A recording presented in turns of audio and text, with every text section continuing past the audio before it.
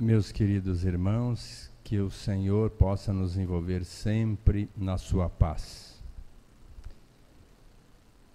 Nós vamos ver aqui um vídeo, rapidinho. Depois nós vamos tecer algumas considerações sobre esse vídeo.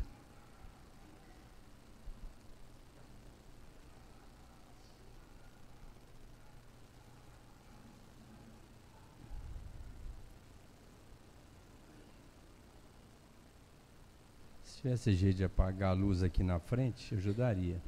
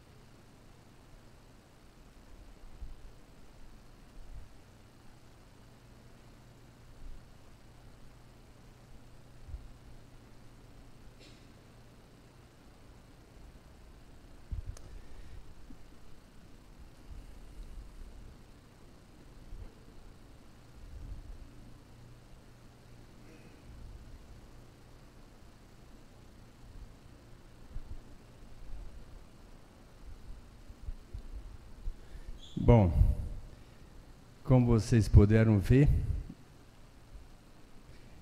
está retratando a história de um casal muito especial. Ele jovem, ainda nos seus anseios juvenis, querendo defender a pátria, vai para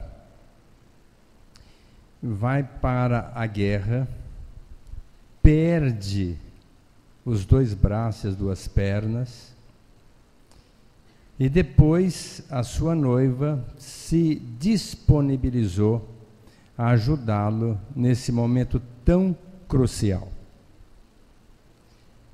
Aqui, como a história está dizendo, infelizmente, tem poucas criaturas que se dispõem realmente a fazer como essa jovem fez em prol do seu noivo. Logicamente que eu quero retratar aqui a importância do amor. Somente o amor pode fazer isso. Sem amor é praticamente impossível. Porque às vezes a gente até tem alguns lances de altruísmo, mas para assumir verdadeiras situações dificílimas como esta, poucas pessoas têm realmente bagagem espiritual para fazê-lo. O Pedro Vinícius de Camargo, ele dizia que o amor está sempre num paradoxo, a começar que ele adjetivava o amor. Amor passional, amor conjugal, amor à pátria, amor filial, paternal e assim por diante. Mas nós sabemos que o amor não pode ser adjetivado. Ele é ou não é. Porque se ele for adjetivado, ele entra no paradoxo. Por exemplo, esse moço, por amor à pátria, ele vai para a guerra para matar alguém. Então, isto não é amor. Seria um pretexto para, em nome do amor, defender a pátria.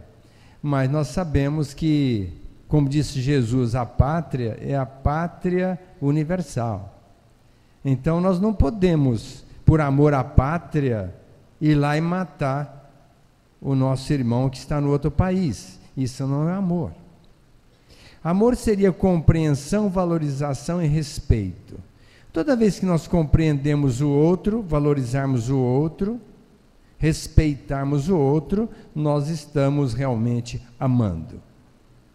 Afora isso, nós vamos adjetivar, mas não vamos entrar na essência do amor. Então, esta moça fez o que ela tinha que fazer. E quase sempre, quem tem esses lances, essas atitudes de altruísmo, são as mulheres. Dificilmente um homem se dispõe a ter uma renúncia plena em prol desse amor. E a mulher não. Ela, via de regra, ela está muito pronta para isso. A Margaret Thatcher, ela colocava o seguinte, que quando a gente quer dar um recado, pede para um homem, mas quando quer que se faça alguma coisa, peça para uma mulher. E é mais ou menos assim, a mulher é uma criatura mais renunciosa, ela é mais determinada, ela é mais disciplinada, ela é mais altruísta, ela é mais responsável e ela é mais atuante, ela é mais determinada do que o homem. Há muito tempo atrás, 1857, na cidade de Nova York, muitas mulheres trabalhavam numa fábrica de tecidos e elas quiseram fazer uma greve para pleitear os seus direitos, porque em contrapartida, até ontem, eu digo ontem, há 100 anos atrás, a mulher era extremamente relegada ao ostracismo, marginalizada literalmente.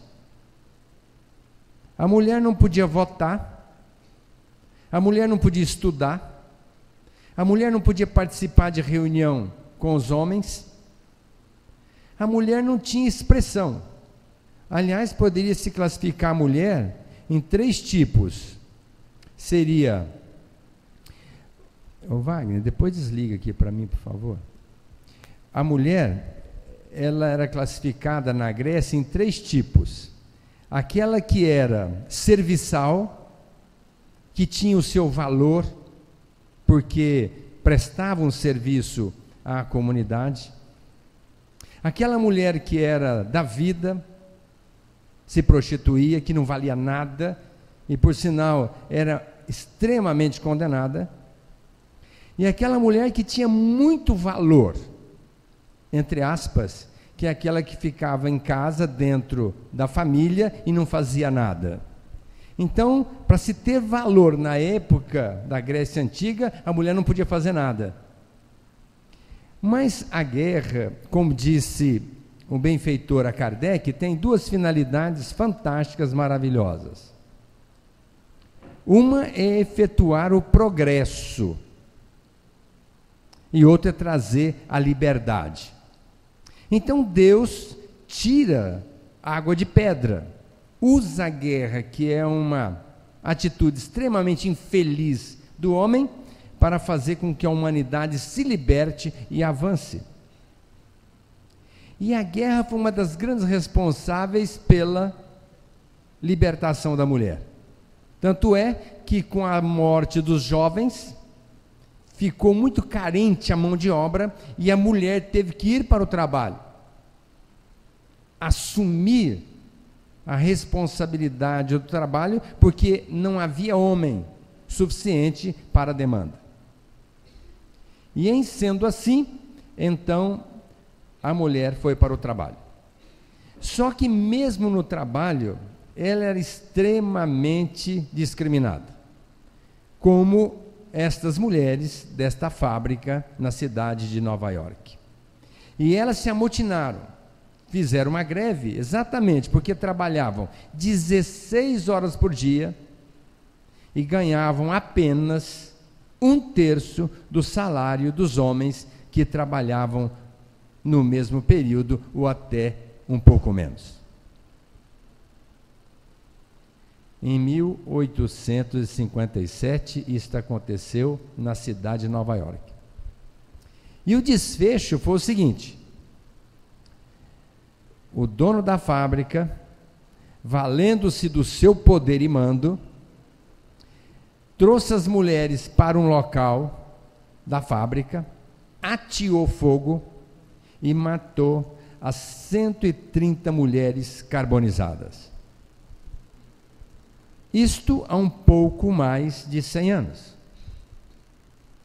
Nós achamos um absurdo, mas tem um filme agora, premiado, passando aqui em Rio Preto, Os 12 Anos de Escravidão, que vale a pena ser visto, retratando exatamente o que aconteceu há pouco tempo atrás, quando ainda havia escravidão.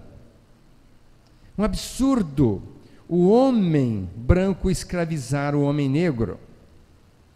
Não era só a mulher, era também o homem. Mas se escravizava o homem, que dirá a mulher. E a partir desse massacre de Nova York, houve um movimento na Europa para lutar pelos direitos da mulher, porque não era justo que ela devesse ser tratada assim a vida inteira. E começaram alguns focos. Na Dinamarca, houve um movimento que chegou a uma coisa assim fantástica, que foi criar o Dia Internacional da Mulher. E não era só criar esse Dia Internacional da Mulher, era fazer com que em diferentes lugares do mundo se fizesse um movimento para libertar literalmente a mulher, trabalhar pelos seus direitos e dar possibilidade para que ela se educasse. E veja como é difícil lançar uma ideia como essa, tão fantástica, e encontrar ressonância no coração humano. Só depois, muito tempo depois, já em 1800, isso foi em 1910, que se criou o Dia Internacional da Mulher. Só em 1975, 65 anos depois, é que a ONU, Organização das Nações Unidas, oficializou o Dia Internacional da Mulher. Demorou-se 65 anos para oficializar uma coisa óbvia. 1910 foi ontem, quando minha mãe nasceu. Meu pai nasceu em 1905. 1910, a minha mãe estava nascendo. E naquela época, decretou-se, lá na Dinamarca, o Dia Internacional da Mulher. Mas só 65 anos depois, 1975, é que se oficializou o Dia Internacional da Mulher.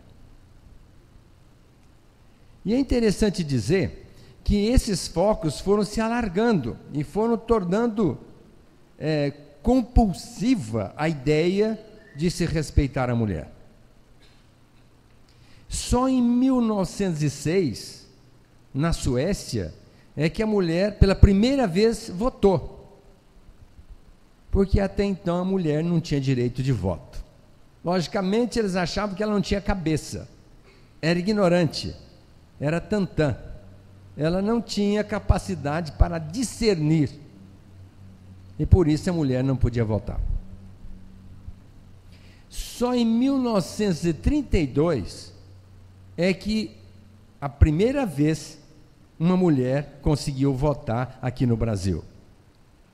1932 foi um pouquinho antes de eu nascer, quando a mulher pôde votar aqui no Brasil. Então a mulher sempre foi uma guerreira, uma lutadora. E hoje ela está realmente nivelando com o homem em tudo. Mas não no aspecto de nivelar, em termos de competência, em termos de direitos, em termos, vamos dizer assim, de querer provar que ela é igual ao homem. Não, pelo contrário. uma pensadora disse que a mulher que tenta se igualar ao homem, ela é medíocre, porque ela é muito mais do que o homem, segundo o seu pensamento. Então não tem que se nivelar, ela tem que buscar o seu direito. E o Kardec, quando lançou a doutrina espírita, em 1857, exatamente no ano em que houve essa barbárie, a morte dessas mulheres nos Estados Unidos, ele perguntou para os benfeitores espirituais, na pergunta 200, se o espírito tem sexo. Aí o benfeitor respondeu para ele, não como vocês entendem. Mas ele quis explicitar um pouco mais, e na 201 ele perguntou, o espírito de um homem pode animar uma mulher numa outra encarnação? Ou vice-versa? O espírito de uma mulher pode animar o corpo de um homem?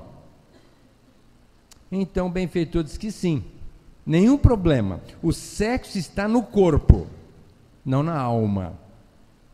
Então nós podemos vir como mulher ou como homem. E aqueles que hoje ainda discriminam a mulher, porque vocês estão pensando talvez que eu estou me remontando aos tempos idos de um século atrás. Não, estou falando de hoje. A mulher hoje, ela é ainda desrespeitada dentro do próprio lar pela família. Ela ainda não conseguiu atingir o seu apogeu. Ela não está ainda senhora de si, de mando, de posição, ela ainda é muito refutada, deixada à margem. Por isso ainda tem que ter movimento de classe, tem que ter alguém que faça alguma coisa em prol da mulher. As delegacias da mulher é que o digam. Reclamações homéricas todos os dias de homem massacrando as mulheres. Mulheres abandonadas pelos maridos. Os filhos crescem, denigrem a imagem da mulher na condição de uma mãe. Então, até quando nós teremos que ser alertados pela espiritualidade da importância da mulher em nossa vida? E na pergunta 817, então Kardec pergunta, e os direitos da mulher são iguais aos direitos do homem? Lógico que sim. Os direitos são iguais, os deveres são diferentes. A mulher tem uma tarefa, o homem tem outra tarefa. Mas os direitos são iguais. E ele vai na pergunta subsequente, 818. Mas por que em determinados países a mulher é considerada moralmente inferior ao homem? Por causa da ignorância e da dureza do coração do homem. E, via de regra, nessas circunstâncias, o poder é tomado pela força física. E aí, na pergunta 819, o Kardec pergunta ao benfeitor, mas por que então a mulher é mais fraca do que o homem? Deveria ser mais forte para se defender. E o benfeitor disse para ele, olha, porque o trabalho do homem, ele é um trabalho mais braçal, e a mulher é afeita a trabalhos mais delicados. Por isso a mulher vem com a compleição física mais sutil, e o homem mais avantajado.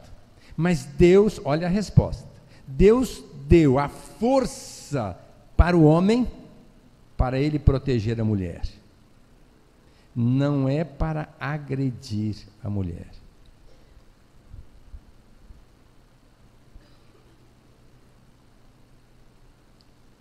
Kardec foi um grande batalhador para nivelar o homem e a mulher, para colocá-los de acordo com a condição de cada um.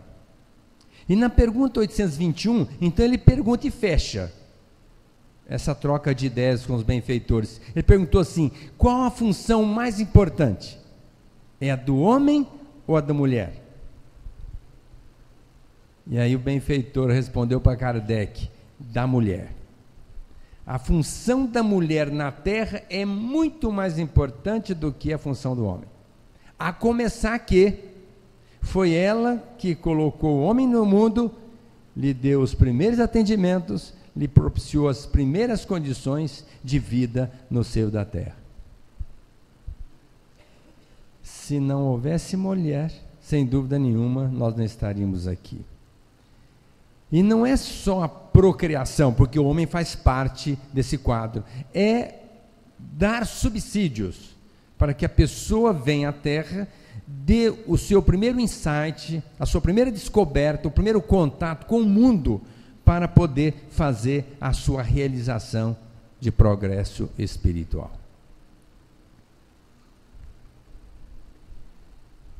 Montesquieu, Diderot, Engels, Honoré de Balzac e tantos outros homens, pensadores, escritores, foram muito importantes na libertação da mulher. Mas não poderia deixar também de ter o braço feminino, o senso feminino. George Sand foi uma escritora que assumiu o pseudônimo masculino e ela, como escritora, deu muitos toques para que a mulher tivesse o seu espaço. Inclusive, foi a primeira mulher no mundo que teve a coragem de vestir uma calça comprida. Naquela época seria um desastre uma mulher aparecer na comunidade com calça comprida. E hoje quase todas as mulheres vestem calça comprida, que é muito mais confortável. Mas na época jamais poderia uma mulher colocar uma calça comprida. Seria querer se comparar ao homem, seria um absurdo. Mas George Sand o fez, se impôs e conseguiu esse êxito bom.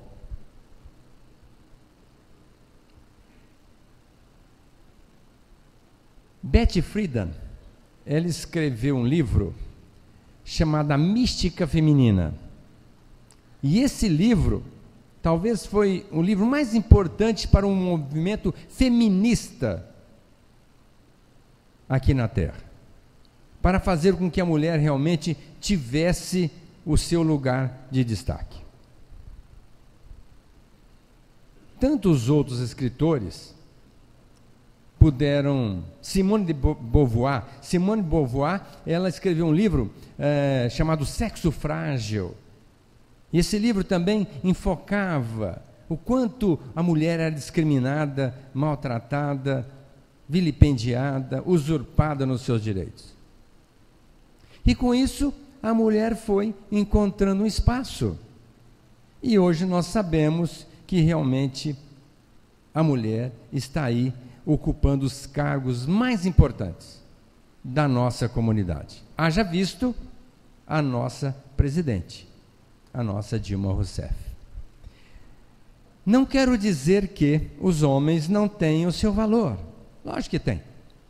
Mesmo porque, há algum tempo atrás, eu dizia a uma amiga que na próxima encarnação eu quero ser mulher. Porque a mulher é muito mais dotada do que o homem. E eu quero fazer uma experiência para adquirir um pouco de mais de bagagem. Aí ela, com muita amiga minha, disse assim: Agnaldo, você tem que reencarnar ainda muitas vezes para poder voltar como mulher. Ainda não está com essa bagagem toda não, mas não perdi a esperança. Quem sabe um dia eu posso estar reencarnando como mulher. Porque quando a gente fala de sensibilidade, de sentimento, é a tônica do espírito.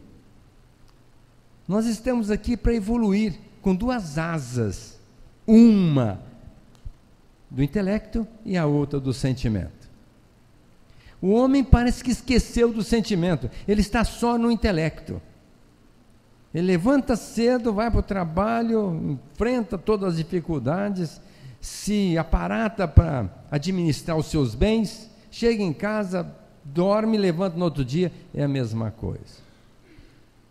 A mulher, ela tem um sentimento diferente. Ela é diferente. E nós temos que buscar essa sensibilidade. Nós temos que buscar as virtudes. Nós temos que buscar mais a essência do Espírito. Se nós formos analisar na capacidade de trabalho, principalmente em casas, instituições religiosas, a mulher está muito adiante. Em número, ela está mais sensível às causas mais essenciais. Ontem mesmo foi no consultório uma moça de uma cidade vizinha, e ela estava assim, apresentando um problema de pele. E eu disse para ela, olha, isso aí deve ser problema emocional, porque ela estava buscando fazer biópsia, buscar um remédio, e eu disse, olha, tudo bem, o remédio vai ajudar, mas procure verificar o que está aborrecendo você. E ela disse, doutor, tem muitas coisas, mas uma delas é o meu marido, que eu soube que ele está tendo um caso fora, e eu peguei no celular, e eu conversei com ele.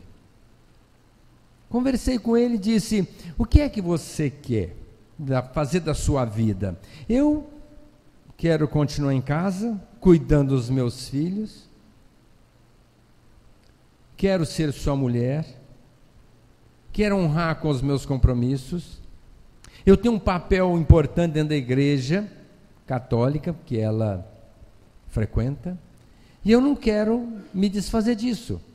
Agora, se você realmente decidir por buscar outra criatura, então vá. Me deixe e eu vou lutar pelos meus sentimentos. Ele, naquele momento, pego de surpresa, ficou um pouco confuso. Ele disse, não, eu te dou um tempo. Pense e depois você me fala. Felizmente, ele pediu perdão, continuou em casa, se desfez da vinculação extraconjugal e continua com ela, e as coisas estão indo bem a partir de então. Mas ela não conseguiu administrar isso. Eu fui conversando com ela e mostrando uma série de facetas, e dei até muita margem para que ela reflexionasse sobre o acontecido. Mas no final ela disse, doutor, mas agora o que está pesando é que eu vou para a igreja, levo meus filhos, que já são jovens, adolescentes. Difícil de levar um adolescente para uma igreja, e eles vão comigo, sempre foram, e eu o convido, e ele não vai. Então, eu vejo que as mulheres são mais receptivas para frequentar uma casa religiosa, para trazer os filhos, mas os maridos são mais reticentes. Eles relutam mais, acham sempre uma desculpa e dificilmente aderem a uma proposta dessa. A doutrina espírita ainda é um grande trunfo na vida desses homens, que somos nós. A gente entende a importância, a responsabilidade de se ter uma religião, de se entender a proposta crística e de se fazer alguma coisa no sentido da nossa construção espiritual. Por isso, na casa espírita, ainda posso dizer que há um grande número de homens e até de trabalhadores dentro do centro. Mas lá fora, posso assegurar que, não tendo essa responsabilidade, fica mais complicado. Antigamente, se tinha respeito a Deus. Eu até diria, não era nem respeito, era medo mesmo. Mas a coisa foi complicando tanto que as pessoas foram se distanciando pelo número crescente de criaturas que nascem e a proporção diminuída que frequenta uma casa religiosa, que as pessoas passaram de deixar de ter esse respeito a Deus e estão vivendo a vida deles. Quando Jesus curou 10 leprosos e perguntou, onde estão os 9? Porque só um voltou. É mais ou menos a proporção das pessoas que estão voltadas para Deus. É mais ou menos 10%. 90% das pessoas lá fora não estão nem aí com Deus. E por isso nós ainda divisamos tantas situações constrangedoras dentro dos lares, dentro das sociedades, dentro das mais diferentes instituições. Pessoas que ainda não entenderam a importância de Deus em nós, a importância que nós devemos dar à nossa vida, esta atual existência, no sentido de se crescer espiritualmente. E a mulher, dentro do Evangelho, foi um marco. Foi um marco. Quando aquela mulher, chamada Joana de Cusa, foi trazida à frente do Cristo, ela se apaixonou literalmente por Jesus. E ela disse para ele: eu te amo. Jesus, que sabia tudo o que passava no interior das criaturas, disse: Joana, mas e seu marido? O Cusa? Ah, Senhor, o Cusa está nas quebradas lá em Roma. Ele já foi, Senhor. Mas Joana, você me ama? Mas Senhor, lógico que eu amo. Acabei de dizer ao Senhor, eu amo. Eu me desvesti. Eu disse ao Senhor, eu o amo. Então eu estou colocando o meu sentimento, o que há de mais profundo no meu ser. Joana, você me ama? Senhor, eu o amo. Então me traga o Cusa de volta, Joana. Se você realmente me ama. E a Joana foi para Roma e trouxe o Cusa de volta para o cristianismo. Foi uma mulher, logicamente, equivocada, por conta do abandono do seu marido. Porque às vezes quando a mulher assume uma postura equivocada, e que às vezes se permite uma atitude como essa, via de regra é por ausência do marido junto dela. Porque a gente às vezes acha que pode, casou, está tudo bem, vai embora e deixa a mulher de lado. Eu acho que aí mora o grande perigo, porque vai havendo distanciamento, o sentimento vai sendo amordaçado, assambarcado, e acaba por haver realmente uma ruptura conjugal. E aí posso até considerar que a grande figura culpada é o homem. Porque acha que é só lá fora, trabalhando e não se dá conta de que tem que dar uma atenção especial à mulher. E ela, logicamente enfraquecida pela ausência, por um sentimento que começa a se desfazer, surgindo uma oportunidade, ela, logicamente como humana que é, se permite e depois, no equívoco, se compromete. Então nós precisamos entender que dificilmente uma mulher se dispõe a uma fragilidade dessa quando o marido está solícito ao compromisso conjugal, ao compromisso familiar. E a Joana de Cusa foi um exemplo disso. Logicamente que ela amava o Cusa, mas abandonada, ela procurou Jesus e equivocadamente se apaixonou por ele. Ainda bem que se apaixonou por ele, porque ele soube dizer para ela: Joana, nada disso, volta para sua casa e vai cuidar da sua família e me traga o Cusa de volta. Porque quantas pessoas que poderiam ser tratadas assim, naquele sentimento, naquele momento difícil, procuram uma outra pessoa extraconjugal, e essa pessoa deveria dizer: volta para sua casa e vai cuidar da sua família. E é o que a pessoa vai fazer? Não. Se aproveita daquela fraqueza, daquela situação indesejável, e acaba comprometendo a sua vida, a vida da outra e a vida das famílias.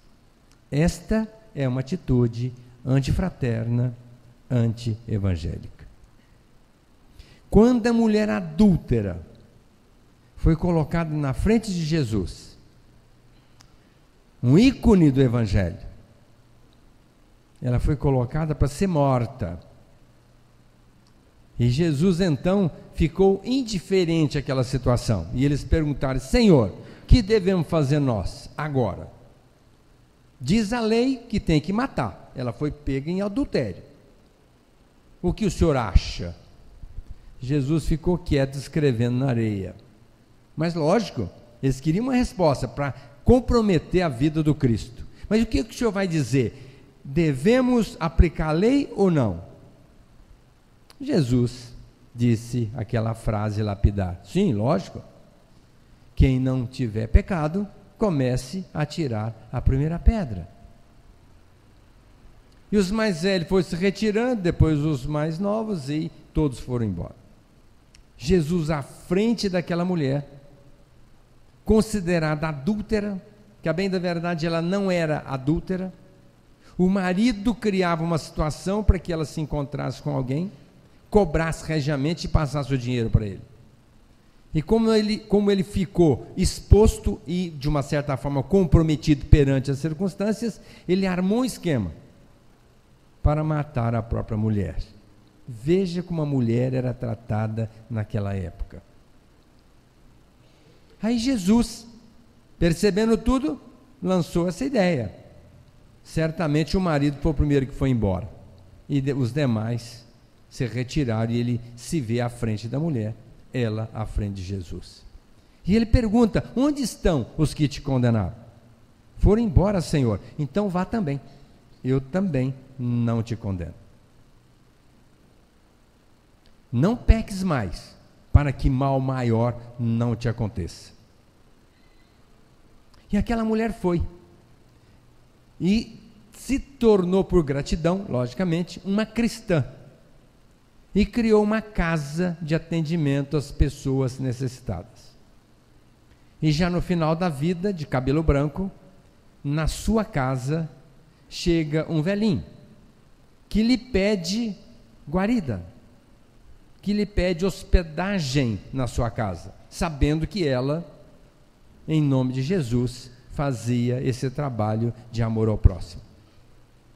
E ela lhe propiciou um banho, um caldo quente, uma cama aconchegante, e no outro dia foram conversar.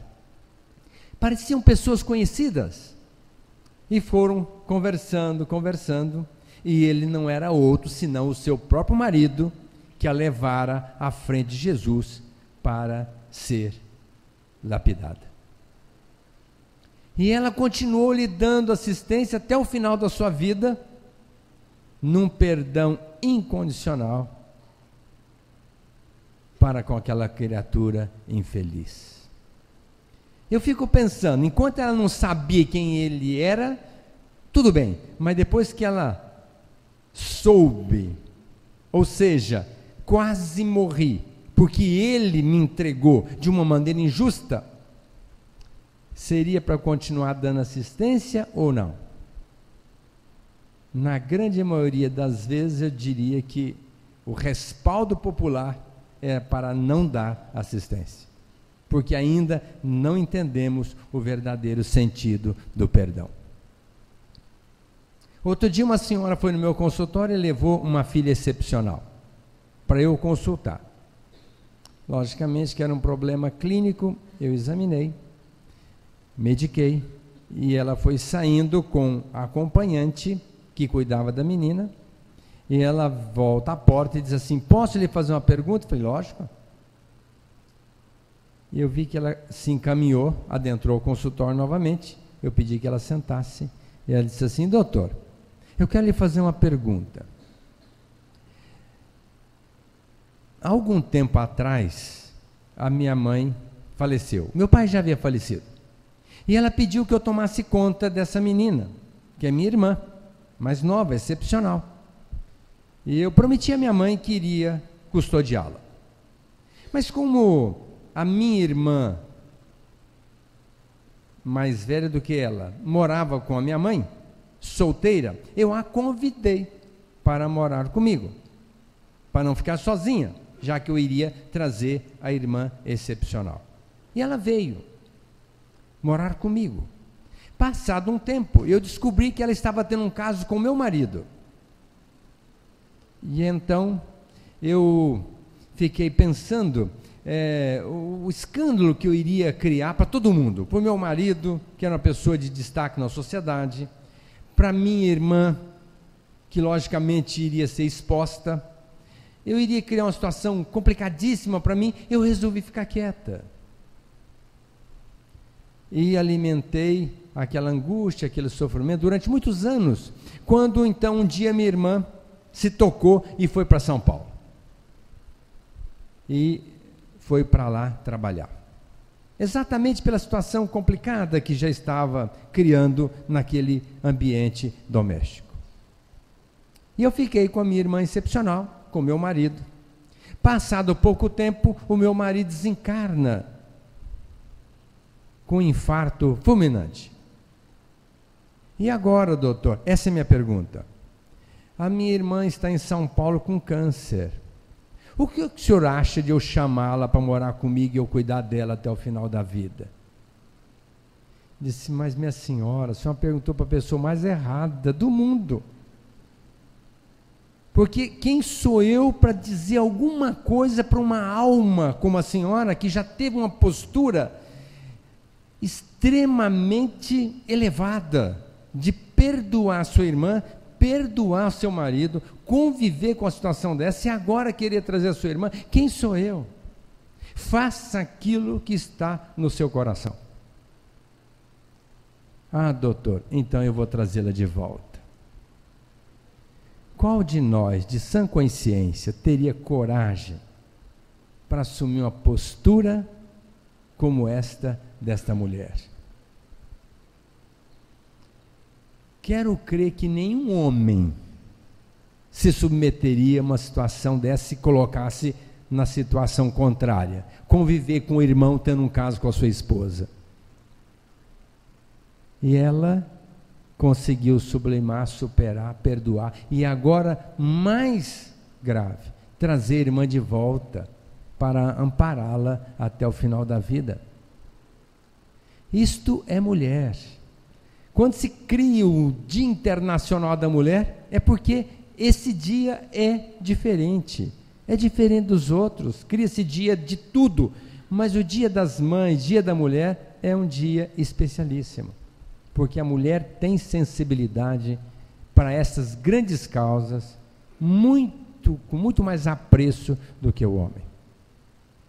Uma outra mulher importantíssima dentro desse contexto foi Maria de Magdala, uma mulher equivocada, que se permitiu até o extremo de um processo obsessivo, com muitas entidades espirituais à sua volta, até que um dia ela encontra Jesus, buscando um amor que fosse essencial, que fosse puro, porque então ela se vendia fisicamente, se propunha a ganhar um dinheiro por conta dessa entrega, mas não tinha o amor essencial que ela buscava. E ela encontrou em Jesus. Mas, ao se deparar com Cristo, literalmente se apaixonou por ele, mas não nesse aspecto sexual, foi apenas uma paixão espiritual. Se identificou com aquele homem, a ponto de segui-lo a partir daí, em todos os lugares que ele passou a habitar a partir de então. Jesus ia com os discípulos e Maria de Magdala ia junto, trabalhando pela causa do Cristo. E quando ela se põe na frente de Jesus, ela diz: Senhor, não sou digna de estar à sua frente. E Jesus, olhando para ela, percebendo o interior, disse: Maria, o lírio, embora esteja com a raiz no charco, inebria a natureza com a sua beleza e o seu perfume. Olha que Jesus disse para ela. Foi o suficiente para ela se sentir compreendida, valorizada, respeitada, amada por Jesus. E a partir desse dia, ela nunca mais se apartou de Jesus. Jesus foi embora, vai ao túmulo para, pelo menos, prestar as últimas homenagens ao Cristo, fazendo alguma coisa pelo seu corpo. não encontra. E ao sair um pouco fora, achando que era o jardineiro que estava à porta do túmulo, perguntou: onde está meu mestre? E aquele homem não responde. Passando um pouco, já no dealbar da aurora, ao nascer do sol, ela olha e vê Jesus. Maria, que você deseja, Maria? Senhor, correu para ele: não me toques, ainda não fui ao Pai. Logicamente que ele estava ali em espírito, ele não iria ser muito fácil esse contato físico com ele, então ele deu um toquezinho: não me toques. Mas foi a primeira pessoa que viu Jesus, e ela volta correndo para contar aos discípulos. E o que eles disseram? É mentira, Maria. Se Jesus tivesse que aparecer, aparecia para nós, homens, não para você, mulher. Olha como a mulher era tratada, num total descrédito. E aí Maria, mãe de Jesus, hipotecou solidariedade, dizendo: não, se ela disse, eu acredito. E aí foi que os discípulos passaram a acreditar que Jesus teria ressuscitado. Maria de Magdala retrata exatamente a humanidade, que está ainda muito equivocada. A gente acha que entendeu Jesus, a gente acha que está seguindo Jesus, a gente acha que pode se dizer um cristão, mas ainda estamos tão longe. Estamos a caminho, a bem da verdade, mas falta bastante coisa para nós sermos uma Maria de Magdala, que depois foi cuidar dos leprosos, não mediu consequências, acabou leprosa. Hoje, quando de repente dá banho num doente que tem uma ferida na região sacral, com um pouquinho de mau cheiro, a gente faz cara feia e vai uma vez e não volta mais, arruma desculpa: não estou tendo tempo. E tantas outras situações, nós arrumamos desculpa, porque quem quer arruma um jeito, quem não quer arruma desculpa, e não vai mais. A gente aplica uma série de respostinhas para nós mesmos, para não fazer um trabalho de assistência a pessoas carentes, que precisam de nós. Nós ficamos na indiferença, deixando o tempo passar, perdendo a oportunidade, como disse o nosso doutor Bezerra de Menezes, lançando o anjo da caridade ao longe, para que outro o tome nas mãos. Maria de Magdala não, ela entendeu, se desvestiu dos equívocos e abraçou Jesus. E nós estamos aqui exatamente para ter essa consciência. Até quando nós temos que decepcionar o Cristo? Mulheres fantásticas. Não vou me reportar à samaritana, para não me alongar, mas foi outra mulher que venceu o preconceito, abraçou também o cristianismo e trouxe tantas outras pessoas para o cristianismo. Mas para finalizar, dado ao tempo, eu tenho que me reportar a uma mulher singular, que foi realmente a mãe de Jesus. Maria foi realmente aquela mulher, diferente. A começar que deixa um mundo fantástico, não tem nem ideia de qual seja, como seja, para vir habitar o seio da terra.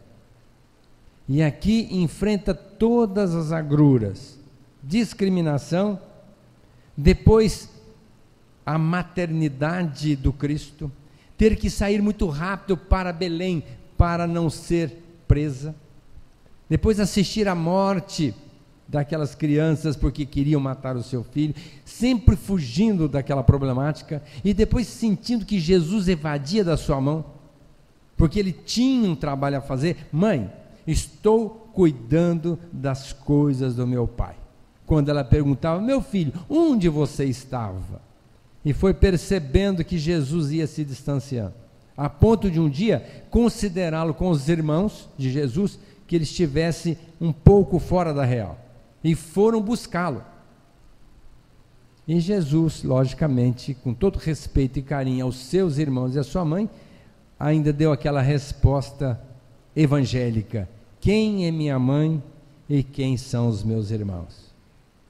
Minha mãe e meus irmãos são aqueles que fazem a vontade do meu Pai.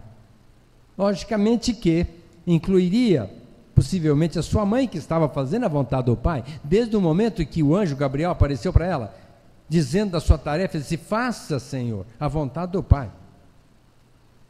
Então ela já estava com Jesus. Mas Jesus quis dizer com isso que somos uma família que vamos cada vez mais nos congraçando pela identificação com Deus, na vivência dos seus postulados crísticos. E Maria, depois de assistir todo aquele périplo, aquela caminhada de Jesus para o Gólgota, para a crucificação, eu fico pensando, a gente sofre por um filho problemático. Agora imagine o que ela sofreu por um filho que ela sabia que era perfeito, que era maravilhoso, inocente, que não tinha que passar por aquilo, não podia ser tratado daquela forma. E ela o conhecia desde criança, e assistindo todo aquele quadro hostil, violento, agressivo, que culminou com a sua crucificação. Saindo dali, qualquer mãe comum, como somos nós, homens e mulheres, entraria num processo depressivo gravíssimo. E ela não. Foi para Éfeso com João e foi trabalhar pela causa do filho, amparando as criaturas necessitadas. Evidente que privilegiada pela presença do filho, que voltou na ressurreição para conviver com eles 40 dias, dizer: olha, a vida continua, façam o que eu disse e eu vou vos preparar um lugar, e vocês todos estarão comigo. E ela, entendendo isso, foi trabalhar para Jesus.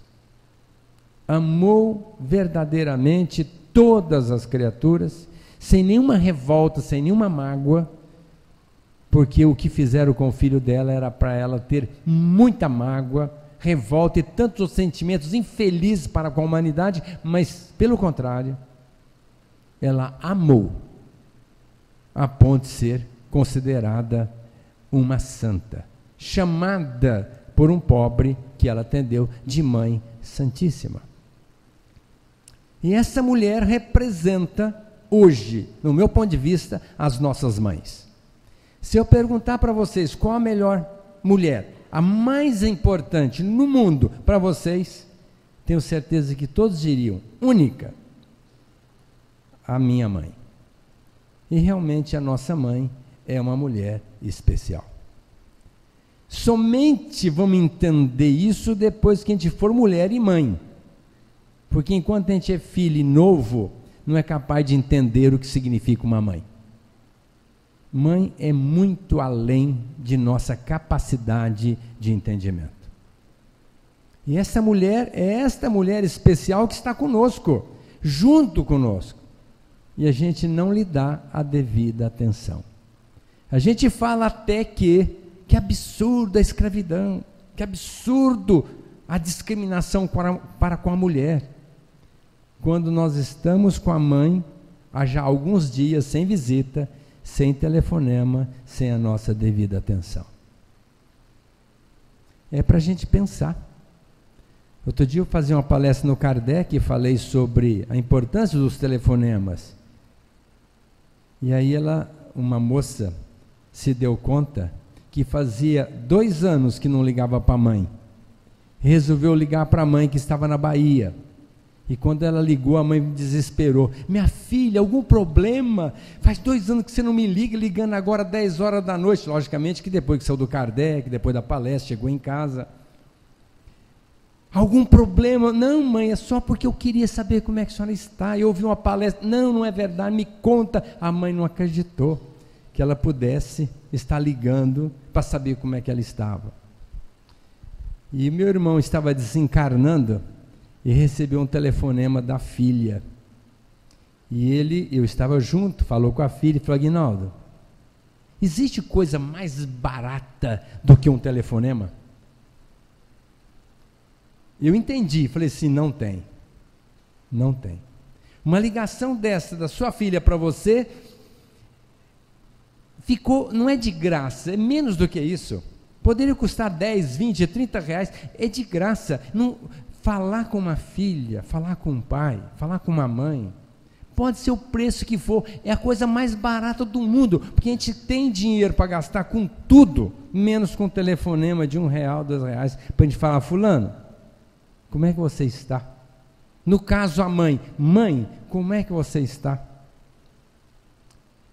Então eu queria finalizar dizendo que Maria Santíssima é o símbolo da mulher, é o símbolo da mãe, e que eu tenho certeza que um dia, todas vocês mulheres, e todos nós homens, que um dia seremos mulheres, que um dia não teremos mais sexo do corpo, na identificação com Deus, no espírito, assexuados, estaremos unos com Deus, já entendendo que não há razão mais para nos tratarmos com diferença, onde quer que estejamos, se somos espíritos criados à semelhança de Deus, para sermos perfeitos, para sermos felizes. Parabéns, Dia das Mulheres. Dia 8 de março é o Dia da Mulher, que foi o dia do massacre em Nova York. E eu espero que nós trabalhemos de uma maneira conjunta para estarmos nivelando os homens na terra, independente quais sejam as suas posturas sexuais. Nos tratemos fraternalmente como filhos que somos de Deus, que nos ama igualmente. Muita paz.